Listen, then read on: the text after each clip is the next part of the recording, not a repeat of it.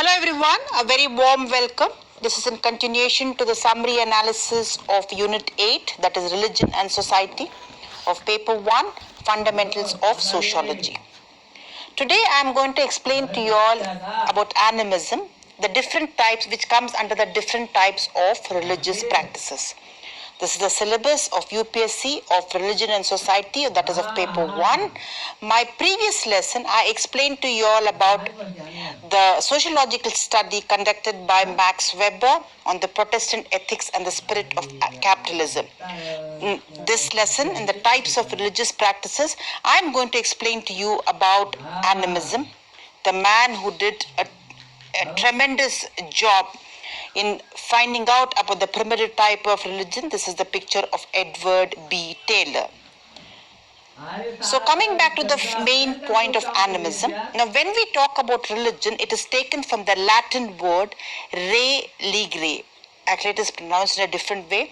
Now this word Ligare means to bind, to connect, whereas the word means to reconnect. Don't you think religion is the one that connects all of us together with the beliefs? Because religion, when we talk about religion, it is the beliefs, the norms and the practices that all bind us together.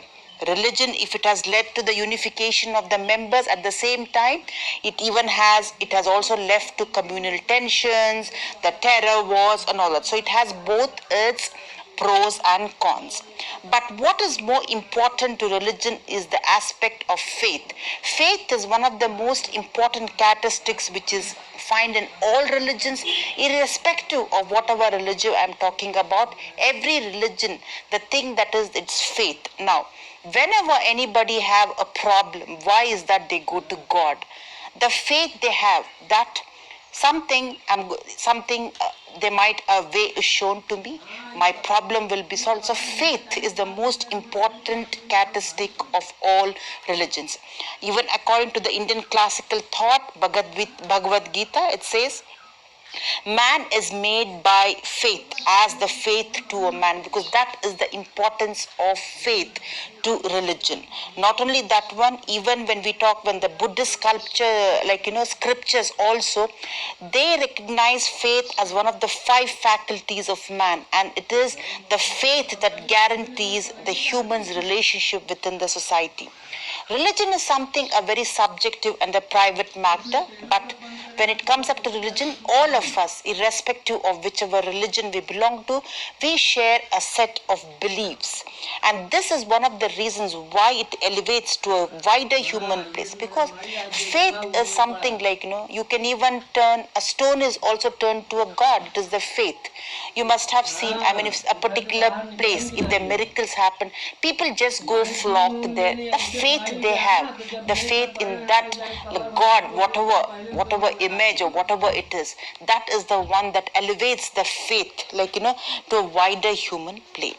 Now, when we talk about religion, today's society, we all follow the complex religion. But what about those religions that existed before the in the old society, the primitive society, the hunting gathering society? That was a very, very simple religion. Now the archaic form, that is when we say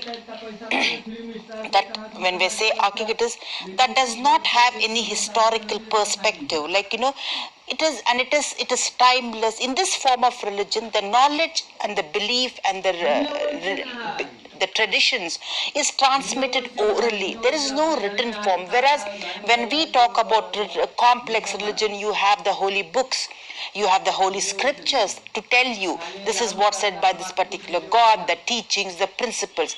Whereas the simple forms of religion formed by the primitive man has no scriptures. It is all about the aesthetic experience they all had when they all came together for a community feel.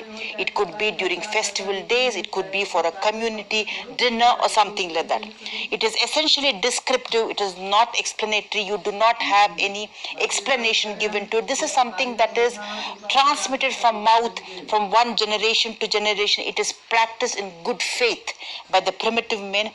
That faith that needs no interpretation, no philosophical debate, no dialectical discussion, because this is all about the faith, the primitive man. He created his own supernatural scenario because that was the need of his. So this is the simple that what we're talking about is animism.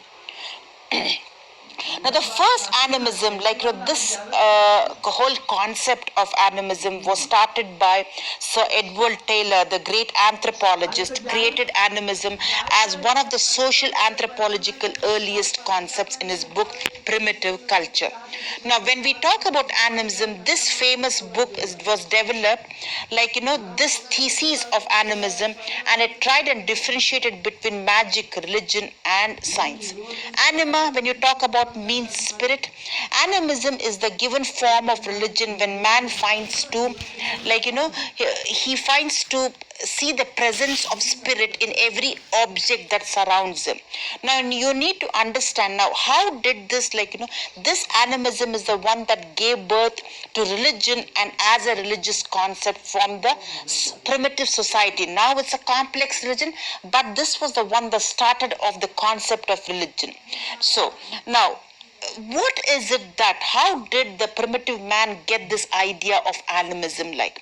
Now, we all know the hunting-gathering society, they faced enormous challenges in their life. It originates actually from their dreams.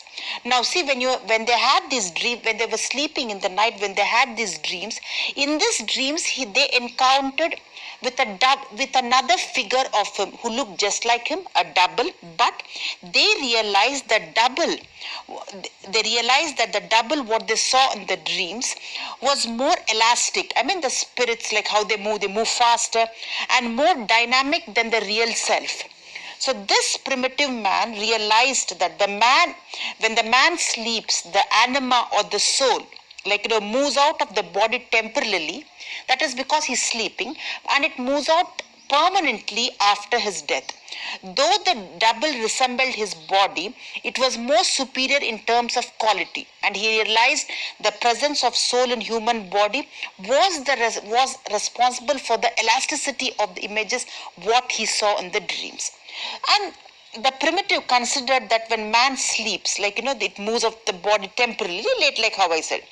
Then what happened is they associated. Now, what the primitive man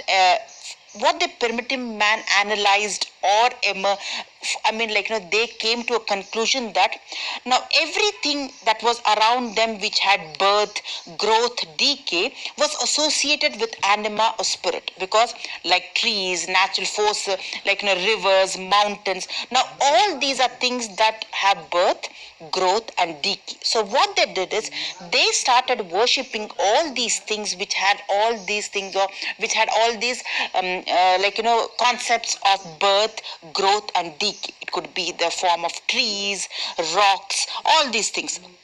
They started worshipping them. This is how the whole theory of animist, religion came into being. Now, according to Taylor, the most ancient form of was manifested in the form of ancestor worship. So, what they did is they started worshipping this, all these things that was around them. They felt that it had the spirits, trees, flowers, plants, rocks, all these things. The most ancient form of this animist worship was also followed in they practice a sort of ancestor worship, now when we talk about ancestor worship, this one, even now we see in India. In India, the concept of the you have Pitrupaksh, the Shraddha ceremony that is done. Even when somebody passes away, we have so many days where the Shraddha ceremony is performed. It is said that, once the ancestors after the death, they said that the spirits of the soul could be benevolent, they could be kind hearted, and it can all be malevolent, that is evil hearted. So to risk out anything to keep the souls and the spirits happy, they started this ancestor worship. To convert these spirits, they made periodic offering which is also known as the ancestor cult and ghost worship. Now, the thing is, this when I'm talking about this Pitrudan, this is the Shraddha Paksha, which also 16-day lunar day period in Hindu calendar, where Hindus pay homage to ancestor, that is Pitru. Through food offerings, they pay homage to the ancestor. So you can see the roots, which is still followed in India right now. Now, apart from that one, one more thing, the primitive man, he was not able to distinguish between animate and inanimate objects. Okay, now animate of the living and inanimate of the non-living. So he started worshipping that was everything that was around him. It could be the natural forces, the trees, the plants, the rocks. So he started he started to satisfy because his intellectual nature was of not that developed to meet his minds and to make sense of death, dreams and desires. He started worshipping everything that was around him. Now, Taylor visualized the following phases in the evolution of simple form. Now, see, this is the spirit. Now, you need to understand there's a lot of difference between ghosts and spirits. Ghosts are something that they say that once somebody has a natural death, those souls remain as ghosts, whereas the one who die a natural death remain as spirits. So that is the reason which even in they say that do not walk alone in a railway track in a night, or don't go to a graveyard, because you have this people who have committed suicides, or their spirits wandering around in the form of ghosts. Taylor visualized the following phases in the evolution of simple forms of one is the lower animism. It tends to be a moral, that is, the soul is continued after death in a condition that it does not depend on death during life. Now, this is a simple factor, where that is where the first animism believed. They said that once the person dies, the soul also, the spirits also, it goes permanently. The higher animism is the retribution God doctrine, where it is rewards and punishments. You do good. I mean, it's not a natural death. So this is about the two types of animism which he talks about, which this is the theory that was given about them.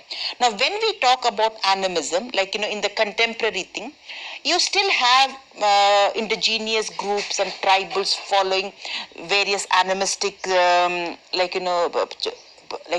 practices, believing in spirits. You have in Spain still professing the animistic religion Shinto, the ethnic religion of Japan, who still practice this. And even in Karnataka, you have certain Hindu groups who still pray to the spirits. They go to the graveyard. And you have the New Age movement, where it is it's a new way of studying or contacting with the spirits. They contact the spirit, chanting of some Hindu mantras, and you have some episodes where they recall the past experiences, the out of the body transfer, transfer, where they're able to talk to the spirits. So all these are the contemporary animist traditions. So this is the end of my lesson. My next lesson will be on another type of religious practices, that is monism.